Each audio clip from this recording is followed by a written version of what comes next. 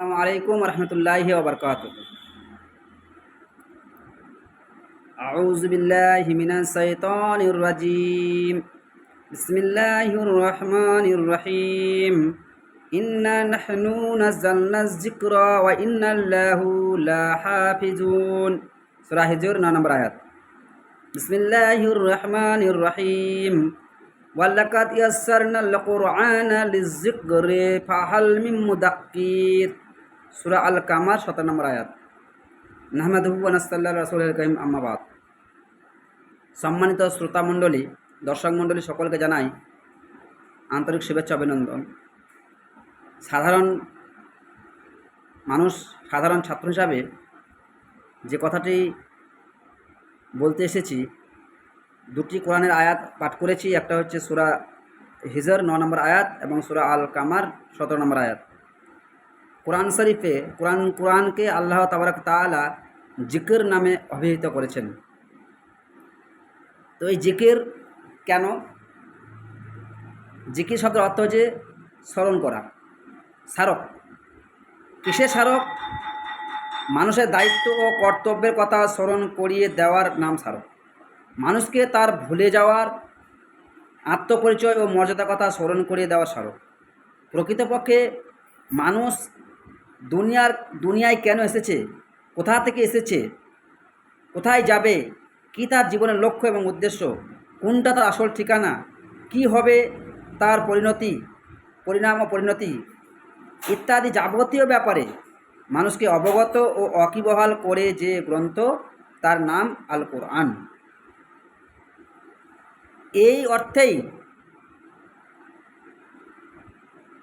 আর এক নাম, কোরআন শরীফের আর এক নাম আজ জিকির। কোরআন শরীফের অনেকগুলো নাম রয়েছে, তার মধ্যে আল কিতাব, কিতাবুল মুবিন, আল কিতাবুল মুবিন ইত্যাদি। এই কিতাব শব্দের অর্থ বই বা পুস্তক নয়।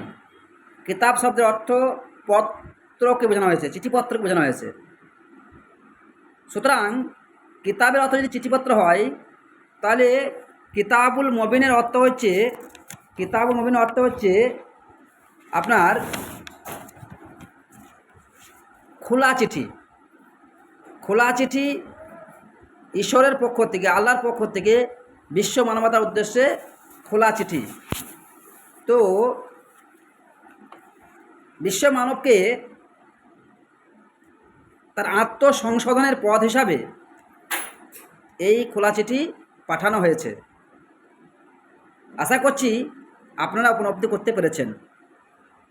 যারা আমরা সংকীর্ণতা দোষে দুষ্ট, তারা মনে করি কোরআন শরীফ কেবলমাত্র আমাদের ধর্মগ্রন্থ। কিন্তু কোরআন শরীফ কেবলমাত্র কোনো একটা জাতির ধর্মগ্রন্থ নয়।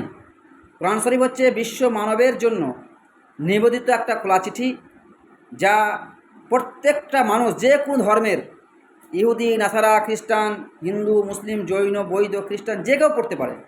সেই বিষয়ে আমাদের কোনো আপত্তি নাই। তাই বলে পড়ার নাম করে কিনে যদি কেউ অপমান অবহেলা করে, সেটাও কিন্তু কাম্য নয়। তো পুনরায় আমরা বলি যে কোরআন শরীফ হচ্ছে মেঘের মতো, কারণ যে মাটিতে বৃষ্টি ধারণ করতে পারে সেখানে ভালো ফসল উৎপাদন হয়।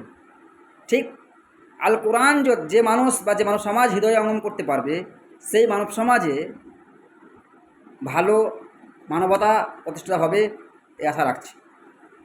ইনশাআল্লাহ আমরা প্রত্যেকেই কোরআন শরীফকে পড়ব, জানবো, বুঝবো এবং সঠিক পথে এগিয়ে চলবো ইনশাআল্লাহ। আসসালামু আলাইকুম।